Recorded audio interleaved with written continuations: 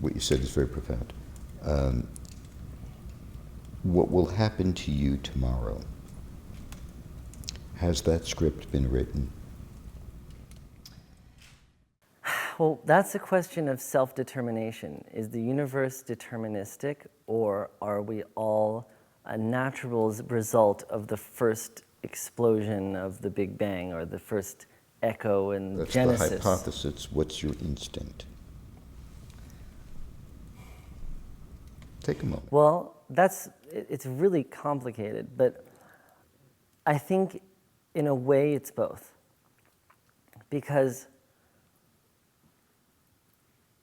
on some level, if you rewind the universe, you'll inevitably get back to an origin in the past when all the planets and the galaxies were mushed together. So clearly, then, if you play that forward again, you'll see how the initial explosion of atoms logically leads, through the laws of physics, to every event from the solar system forming to Elliot and Sean sitting and having an interview. So in a way, we're all bound by the laws of physics, which dictates light traveling in straight lines and time traveling in a straight line. There are certain limitations to what can and can't happen to those atoms. And so the formation of atoms into people and thoughts is a logical, inevitable result of that explosion. But I do believe that because consciousness projects meaning onto events,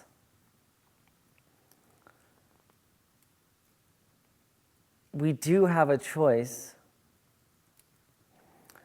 and our choice is how we think about things and how we choose to imbue events with meaning. But in terms of the fatalistic view of everything being preordained by the first explosion and everything being a causal, logical result of that first explosion, it's hard to argue against. But the only thing that seems to be a power that we're given through being consciousness is our thoughts and the way that we think about what's happening.